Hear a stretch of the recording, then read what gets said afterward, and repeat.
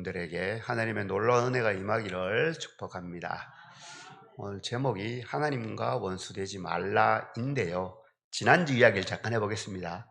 혹시라도 지난주 설교가 수요일날 설교가 어떤 이야기인지 기억이 조금이라도 나십니까? 죄송합니다. 이런 거 어려운 거 물어봐서. 네. 지난주 다툼에 대한 이야기였습니다.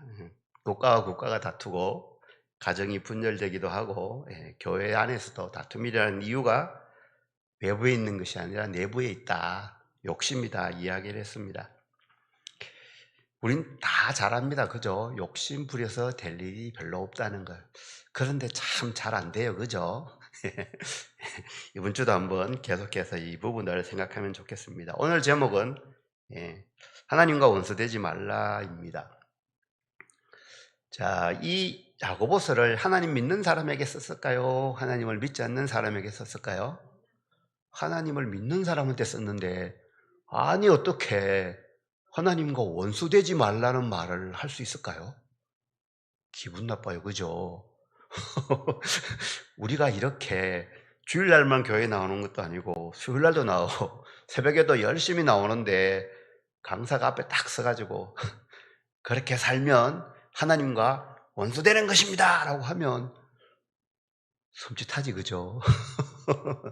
별로 기분 안 좋아요. 그죠? 네. 좀 충격적입니다. 아니 정말로 특별히 이게 1세기 때는 정말 힘들 때였어요. 지금처럼 예수 믿는다고 해서 그래? 그럼 내가 예수 믿도록 해. 이런 때가 아니거든요. 예수 믿어. 네가 정말 믿는단 말이지. 두고 봐. 네가 얼마나 힘든 일을 당한지 내가 알려줄 거야. 회사에도 잘리고 주인한테 얻어 터지고 남편한테 자칫하면 쫓겨나기도 하고 그런 모든 어려움을 겪고 교회에 오는데 교회에서 너 잘못하면 하나님과 원수될 수 있어 이야기를 하는 겁니다. 이야, 조금 심각해요 사실은. 자, 빌립보서 잠깐 보면요, 빌립보서 3장 18절에도 사도 바울이 비슷한 이야기를 합니다. 들어보십시오. 내가 여러 번 너희에게 말하였거니와, 여러 번 이야기했대요. 이제도 눈물을 흘리며 말하노니, 눈물까지 흘리면서 말한대요. 어떤 내용인가 하면은 여러 사람들이, 여기 사람들은 하나님을 믿는 사람들이겠죠. 여러 하나님을 믿는 사람들이 그리스도의 십자가의 원수로 행하느니라. 빌립보 교회 나오는 거 쉽지 않아요. 큰 결단을 하고 교회 나오는데 사도 바울이 교인 여러분들 중에 그리스도의 십자가와 원수로 행하는 사람이 있습니다. 이 이야기하는 거예요. 뭔가 있긴 있는 모양이에요. 그죠? 아무것도 없으면 이런 말을 안 하죠. 저 같았으면 그럴 거예요. 성도 여러분, 정말로 힘든데 교회 와서 예배 드시느라고 예배 드리냐고 하는 거 정말로 힘들지요. 조금만 더 참고 견디면 하나님이 보상해 주실 거예요. 이렇게 했을 건데, 그죠? 당연히 그렇게 해야죠. 얼마나 힘들게 오는데 비 오면 비 오고 눈이 오면 눈이 오나 관계없이 계속 비 맞고 눈 맞고 교회에 오는데 집에서 시원하게 누워서 수박 먹고 드라마 보면 참 좋은데 이렇게 오시잖아요. 그럼 이렇게 위로를 하는 게 당연한데 사도 바울은 그걸 몰랐을까요? 야고보도 그거 다 알았어요. 그런데도 불구하고 이렇게 강하게 이야기합니다. 이유는 조금 부족한 게 있는데 그걸 좀 많이 강조했나 봅니다. 그래서 따뜻하면 하나님을 믿는다고 하는데 하나님과 원수되는 일을 할 수도 있어. 조금만 좀 조심하자 이 말을 하는 겁니다. 그렇다면 2025년을 살아가는, 특별히 대한민국에서 살아가는 우리는 많이 다를까요? 아마도 크게 다르지 않을 겁니다. 도대체 어떻게 하면 이렇게 하나님과 원수될 수가 있는가? 그 이야기를 하는 겁니다. 오늘 본문의 4절을 다시 한번 읽어보겠습니다. 4절. 간음한 여인들아, 세상과 벗된 것이 하나님과 원수됨을 알지 못하느냐? 그런즉 누구든지 세상과 벗이 되고자 하는 자는 스스로 하나님과 원수가 되는 것이니라. 세상과 벗이 되면은 하나님과 원수 된대요. 야, 좀 너무 세게 말하지, 그죠? 네. 세상과 벗이 되면은, 세상을 사랑하면, 하나님보다 더 사랑하면 하나님과 원수가 된답니다. 6절도 한번 읽어보겠습니다. 시작. 그러나 더 큰 은혜를 주시나니 그러므로 일렀으되 하나님이 교만한 자들을 물리치시되 겸손한 자에게는 은혜를 주신다 하였느니라. 여기에 물리치신다는 말이 그 말하고 거의 똑같습니다. 원수된다는 말하고. 너 아니야. 아니라니까? 섬찟하죠. 예, 우리는 이 교만 이 말 나오면은 참 두렵습니다. 저는 이게 정말로 힘들더라고요. 저는 교만하지 않으려고 노력을 하는 편인데 어느 날 갑자기 샥 올라와서 뭔가를 말하려고 생각을 하면은 5분 뒤에 바로 느끼잖아요. 아, 내가 교만했구나.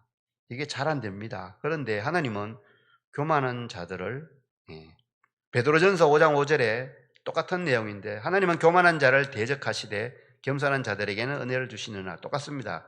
교만한 자를 하나님이 대적하신다. 거의 원수된다는 거죠. 절대로 이렇게 하지 말라는 겁니다. 자, 오늘 본문을 보면 하나님과 원수되는 방법이 두 가지가 있습니다. 물론 다른 방법도 있겠는데 야고보가 이것을 두 가지를 이야기하는 것은 그 당시 사람들에게 이것이 조금 부족했기 때문일 것입니다. 첫 번째가 세상을 사랑한다는 거죠. 세상을 사랑하면 하나님과 원수가 된다는 겁니다. 교회 내에는 당시에 부자도 좀 있었습니다. 가끔씩. 그리고 아주 힘든 사람들도 많았고요. 좀 힘든 사람들한테 이야기를 하면 참 힘들 겁니다. 그들은 하루 벌어서 하루 먹고 살기도 힘든데 그럼에도 불구하고 너무 그 세상을 사랑하지 말라 이렇게 이야기하고 있습니다. 아니 하나님 너무 심한 것 아니에요? 꼭 하나님만 사랑해야 된다고요? 그러니까 기독교가 배타적이라고 손가락질 받는 거예요. 이런 질문을 할 수 있지 않을까요? 하나님 마음을 좀 넓게 써보세요. 넓게. 불교 가보세요. 불교. 얼마나 마음이 넓은지. 우리는 기독교인입니다라고 외치더라도 식사하고 가세요라고 다 밥 먹고 가라고 하는데 아니 우리도 이 교회에 머리 빡빡 깎고 온 사람 들어오면 식사하고 가세요라고 하면 되는데 서로 인정하면 되잖아요. 인정하고 재밌게 지내면 즐겁게 지내면 그게 좋은 것 아닐까요? 꼭 굳이 하나님만 사랑해야 될까요? 이렇게 말할 수 있지 않을까요? 특히 오늘날 이게 심합니다.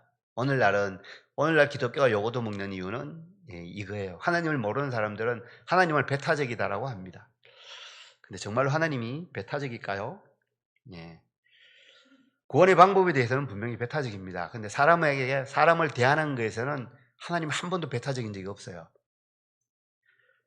하나님과 우리의 관계가 성경이 어떻게 비유하는지를 보면은 이 말이 이해가 됩니다. 성경이 하나님과 우리를 어떻게 말할까요? 창세기 제일 앞부분에 보면 창조주와 피조물로 비교합니다. 조금 더 지나면은 왕과 백성으로 비교합니다. 조금 더 지나면 아버지와 자녀로 비교하죠. 주인과 종으로 비교하기도 합니다. 그리고 목자와 양으로도 비유합니다. 그렇죠. 그런데 한 가지 더 있습니다. 바로 신랑과 신부로 비유합니다. 이거는 정말로 획기적입니다. 전 세계에 있는 그렇게 많은 종교가 있는데 신과 사람을 신랑과 신부로 비교하는 것은 없습니다. 정말이에요. 신은 저 위에 있고 인간은 저 밑에 있습니다. 그래서 신이 일시키는 일꾼들이 없어가지고 인간을 창조하고 대부분 그렇습니다. 그런데 창세기 1장 1절에 보면은 하나님이 사람을 창조한 이유가 일시키려고 창조한 게 아니죠. 그죠?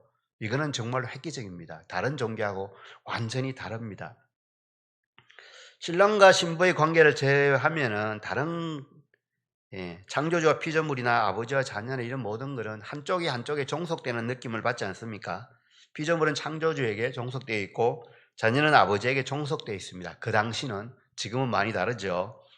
백성은 왕에게 종속되어 있습니다. 그리고 종은 주인에게 종속되어 있고요. 가지는 나무에게, 그리고 양은 목자에게 종속되어 있습니다. 돌봄을 받아야 되고 의지해야 됩니다. 보살핌이 없으면 살아갈 수가 없습니다. 그런데 부부관계는 그렇지가 않습니다. 남자가 여자한테 종속되는 경우가 많죠. 오늘날은. 네. 대등한 관계입니다. 저는 이 말을 크게 하고 싶습니다. 대등한 관계입니다. 아, 참 속이 다 시원하네. 네, 요즘은 워낙 남자들이 힘을 못 쓰는 세상입니다. 진짜로 남자와 여자는 부부 관계는 대등한 관계입니다. 어떻게 하나님과 사람이 대등한 관계가 될 수 있습니까? 이거는 불가능한 이야기입니다. 어느 종교에서도 이렇게 말하지 않습니다. 그런데 하나님은 이렇게 봅니다. 대등한 관계에서 하나님이 사람을 함부로 대하겠습니까? 너는 무조건 틀려. 내 말은 맞아. 무조건 나 따라와. 대등한 관계에서 이렇게 안 합니다. 내 생각이 좀 다른데 라고 하면 그래? 그럼 앉아봐. 라고 하나님은 사람을 설득시킵니다. 아니 뭐하러 설득시켜요. 한 대 지어박으면 되는데. 예. 저 어릴 때 그렇게 했습니다. 저희 마을의 어르신들 그냥 설득이란 거 없어요. 그냥 시키고 안 하면 지어박습니다. 우린 이런 데 너무 익숙하죠. 그래서 하나님이 사람들을 대할 때 그렇게 대한다고 생각을 합니다. 그런데 성경은 신랑과 신부의 관계로 이야기합니다. 예, 너무 감사하지 않습니까? 얼마나 감사합니까? 지구상에 그 많은 종교가 있지만 이런 종교는 없습니다. 이사야부터 시작됩니다. 이사야 54장에 보면은 이는 너를 지으신 이가 네 남편이다. 이렇게 말을 합니다. 이 이야기를 들은 이 메시지를 들은 유대인들은 깜짝 놀랐을 겁니다. 아니 하나님이 남편이 되다니. 그 거룩한 하나님이 하나님을 나타내는 야훼의 단어 자체를 발음을 하는 것을 두려워한 그 상태였습니다. 그런데 너의 남편이다라고. 야, 창조주가 우리의 남편이다라고. 그런 관계라는 거죠. 그냥 무조건 시키면 시키는 대로 하는, 따지지 말고 시키는 대로만 해. 이렇게 안 한다는 거죠. 그런데 옛날에 남편들이 가끔씩 그랬다는 전설 같은 이야기가 있습니다. 참 이상하죠. 이사야뿐만이 아니라 예레미야에서도 그럽니다. 예레미야 2장 2절이죠. 여호와께서 이런 말씀을 하십니다. 내가 너를 위하여 네 청년의 때의 인애와 네 신혼의 때의 사랑을 기억하노라. 하나님이 신혼의 때를 기억한다라고 합니다. 이스라엘 백성들이 출애굽한 다음에 광야 생활하는 걸 신혼의 때라고 비유한 것입니다. 에스겔에도 마찬가지예요. 에스겔 16장에 보면은 그 남편 대신 다른 남자들과 내통하여 간음하는 아내로다. 이렇게 비유합니다. 이스라엘을. 아니 하나님이 창조하셨는데 피조물에게 그의 아내, 나와 동일한 인격체로 대우하신다는 거예요. 이스라엘이 우상 숭배하는 걸 간음으로 표현합니다. 호세아는 더 심하죠. 엄란한 여인 고멜을 사랑한 선지자 이야기가 호세아인데요. 호세아를 읽을 때마다 눈물이 나죠. 야, 저 정도 되면 버리는 게 당연하죠. 그죠? 버려야 되잖아요. 솔직히. 그런데 그걸 또 데려오죠. 그냥 데려오는 게 아니라 돈을 많이 주고 데려옵니다. 이게 하나님의 마음이라는 거죠. 그만큼 하나님이 오라고 돌아오라고 외쳤으면 돌아와야 되는데 끝끝내 삐딱하게 가는 그들을 데려오기 위해서 예수님이 십자가에 죽으시죠. 그 이야기입니다. 얼마나 감사합니까? 신약 성경에도 마찬가지입니다. 교회를 그리스도의 신부라고 합니다. 에베소서 5장 31절부터 나오죠. 사람이 부모를 떠나 그의 아내와 합하여 그 둘이 한 육체가 될지니 이 비밀이 크도다. 그런데 이것이 남자와 여자의 이야기를 한 게 아니에요. 나는 그리스도와 교회에 대하여 말하노라. 교회가 그리스도의 신부랍니다. 우리가 교회잖아요. 고린도 후서에서도 마찬가지예요. 너희를 위하여 열심을 내노니 내가 너희를 정결한 처녀로 한 남편인 그리스도께 드리려고 중매한다. 이렇게 말하고 있습니다. 하나님과 우리의 관계가 상하 복종하는 관계가 아니라는 거예요. 얼마나 감사합니까? 그렇지 않으신가 봐요. 예.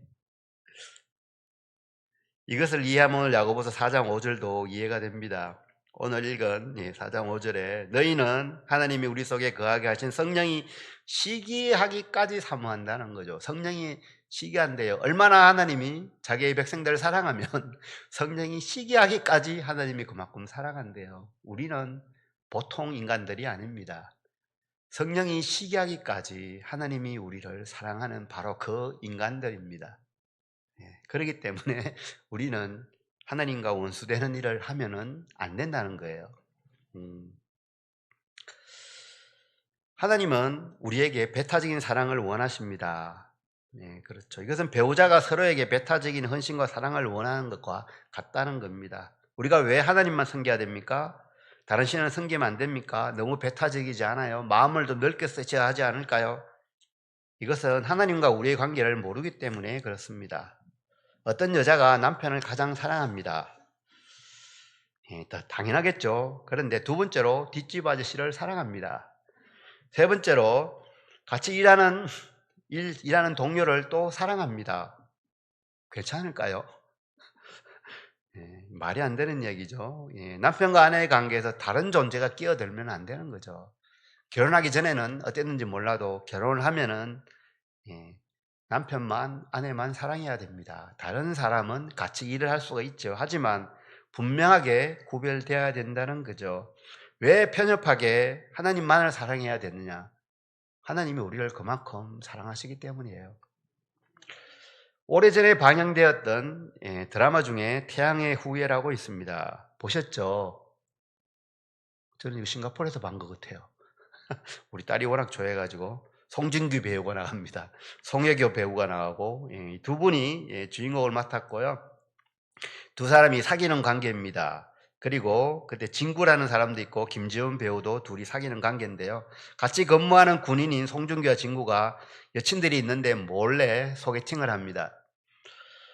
그런데 소개팅에 나왔던 여자들이 이 남자들이 마음에 들었나 봅니다. 이들이 근무하는 군대에 그날 소개팅하면서 찍었던 사진하고 선물들을 보냅니다. 그런데 하필이면 이 선물들이 이 군인들의 여자친구들을 먼저 뜯어봅니다. 송혜교와 김지원이 이것을 뜯어보죠. 어떻게 되었을까요? 이렇게 되었습니다. 그 사진을 보고 유시진 왜 여기 있지? 유시진 송중기입니다. 이 사진에 적힌 문구를 읽습니다. 시진 오빠랑 만났던 날 우리들의 추억을 보내요.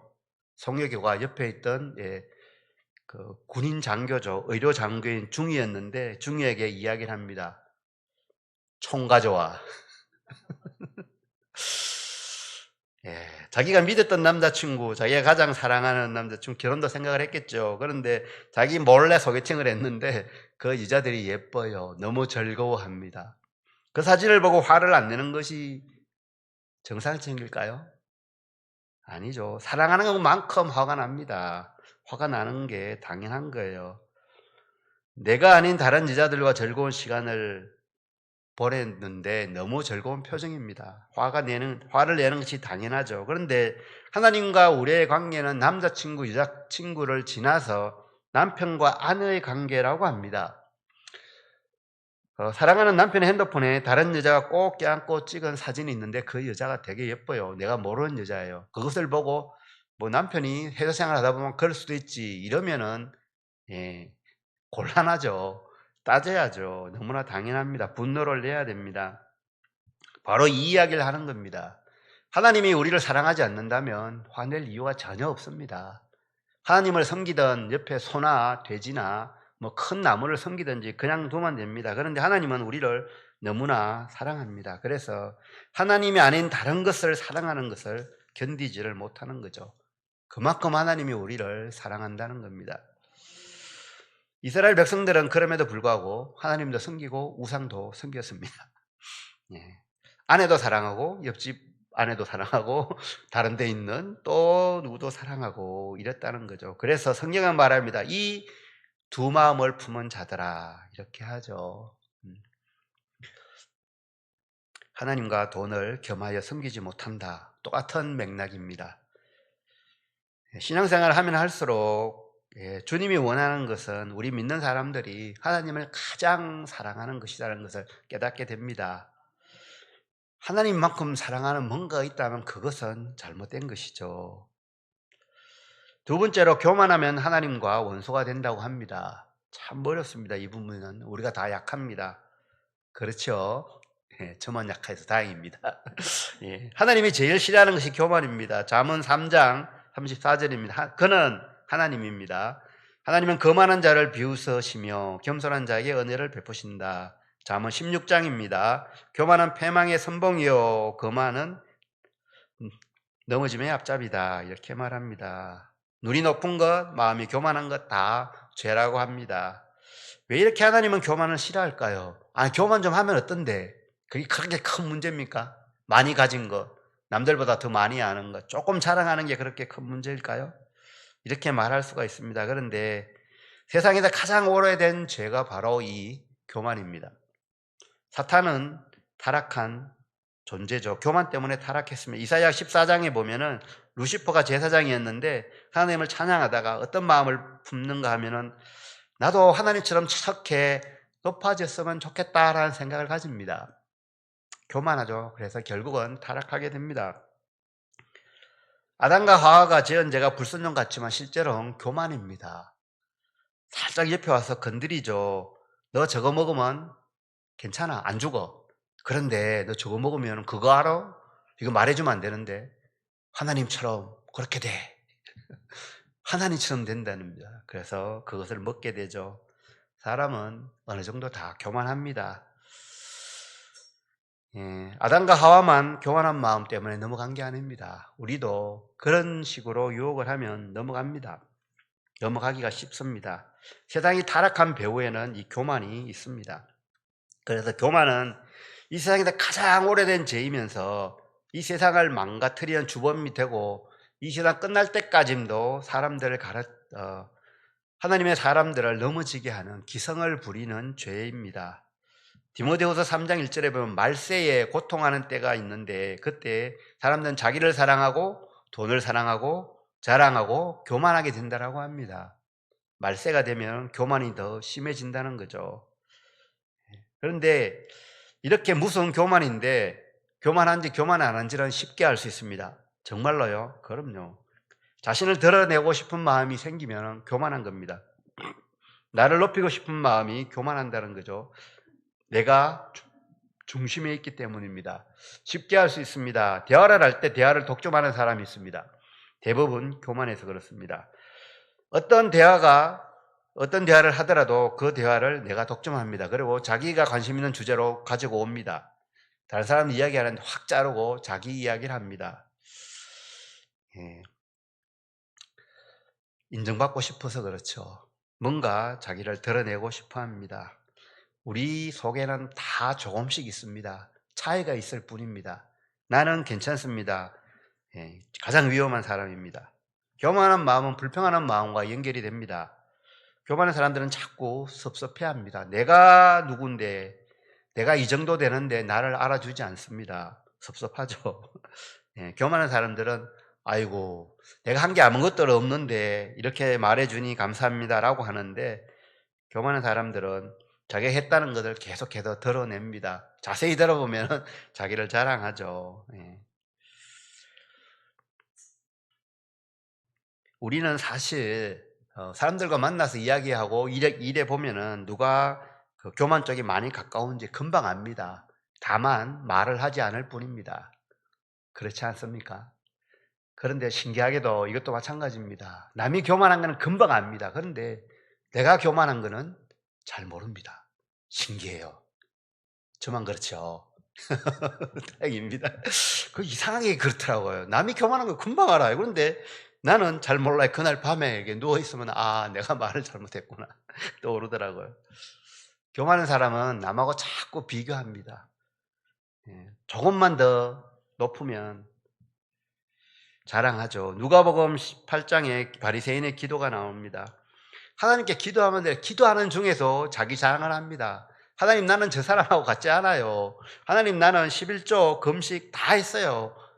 아니 그게 무슨 기도입니까? 하나님 앞에 자기 자랑해서 뭐 하려고. 그런데 이렇다는 거죠. 자꾸 비교하고 자랑하고 우리 마음 가운데 거의 다 있습니다. 내가 저 사람보다 조금 더 좋은 집에 살아. 내가 저 사람보다 조금 더 많이 아는 것 같아. 내가 저 사람보다 조금 더 가진 게 많아. 그래서 교만한 사람들이 모이면 다툼이 일어나죠. 잠언 13장에는 교만해서는 다툼만 일어난다 이렇게 말하는 이유입니다. 교만한 사람 몇 명이 모이면 굉장히 시끄럽습니다. 그 사람이 공동체에 들어가면 공동체가 조용하지 않죠. 우리는 너무나 잘 압니다. 하나님이 제일 싫어하는 것이 영적 교만입니다. 바리새인들이 대표적이죠. 영적으로 얼마나 교만했습니까? 자신들은 하나님의 뜻을 다 안다라고, 분명하게 안다라고 자신했습니다.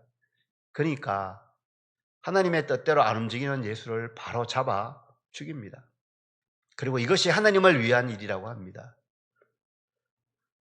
영적 교만 정말로 무섭습니다. 잘 모르면서, 그리고 우리가 다 할 수가 없어요. 한 부분 아는 것 뿐인데, 하나님 믿는 사람은 절대로 그렇게 하면 안 돼. 진짜 무섭습니다. 로마서 12장 2절에 이 세대를 본받지 말고 마음을 새롭게 하라고 합니다. 마음을 새롭게 하려면 겸손해야지 됩니다.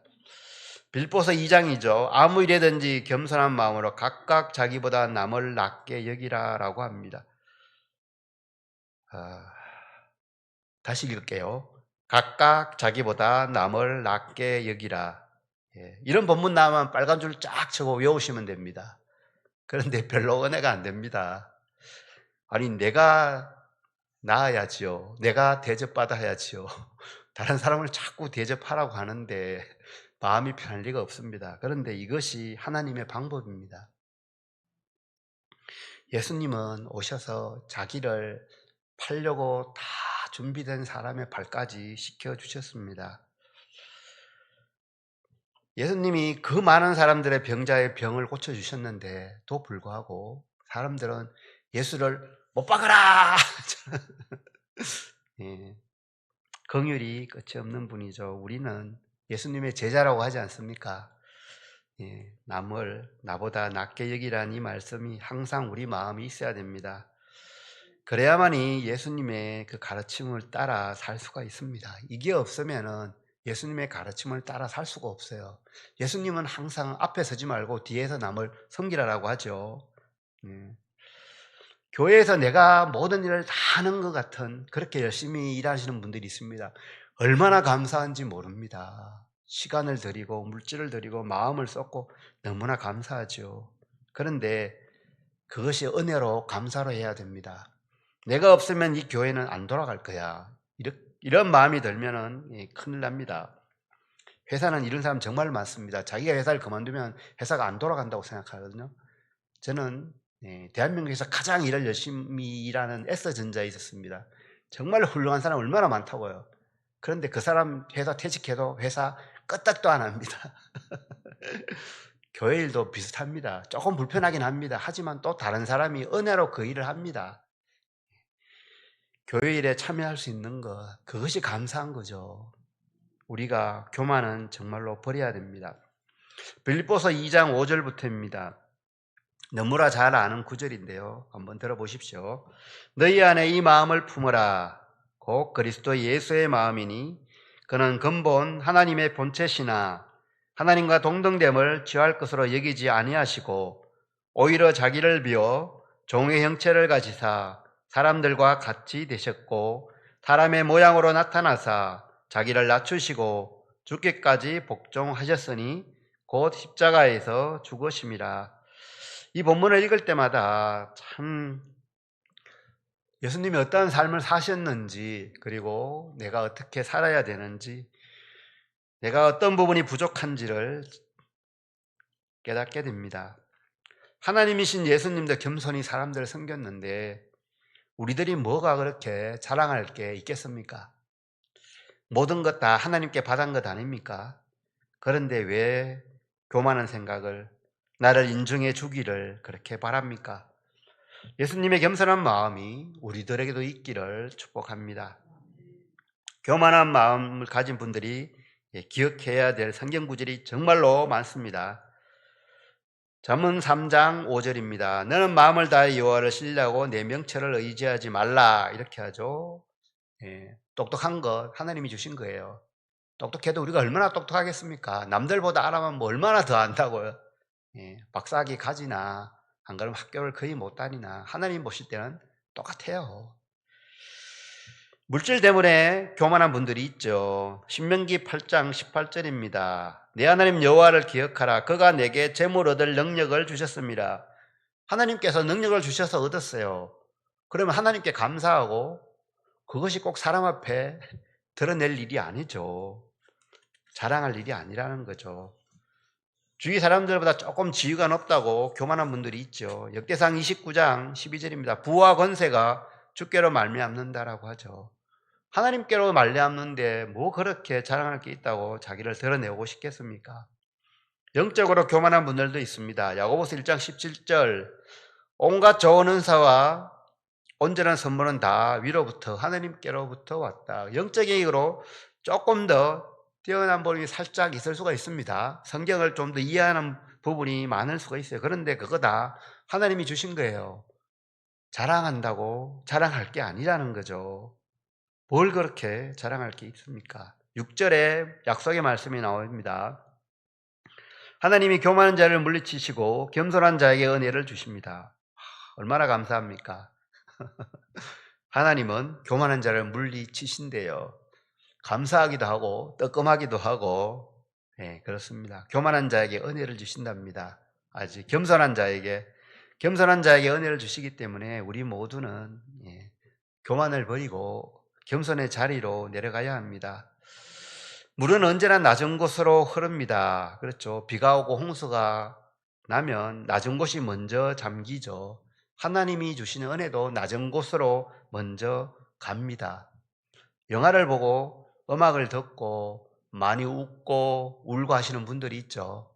좋습니다. 그런데 설교를 들어도 비슷한 반응을 합니다. 누구는 싸늘하고 누구는 감동을 받고 누구는 나는 이렇게 살아야지라고 결단을 합니다. 물은 어디로 흐른다고요? 낮은 곳으로 흐릅니다. 낮은 곳에 먼저 차여갑니다. 낮은 곳에 있으면은 별 은혜 안 되는 것 같아도 그것으로 인해서 은혜를 받고 하나님 내가 이렇게 살겠습니다라고 결단을 합니다. 한 가지 문제가 있습니다. 우리는 네이버 시대가 아니라 유튜브 시대에 살고 있습니다. 이것이 문제입니다. 한 가지 일에 집중하기 어렵습니다. 유튜브를 보면은 10초 안에 내 관심 밖의 분야는 바로 돌립니다. 그죠? 10초도 안 걸리죠. 1, 2초면 판단이 됩니다.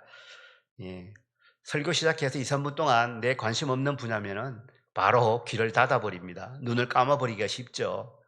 너무 익숙합니다. 내가 원하는 것만 보죠. 유튜브에서. 이것이 습관이 되면은 내가 원하는 이야기만 듣고 싶어 합니다.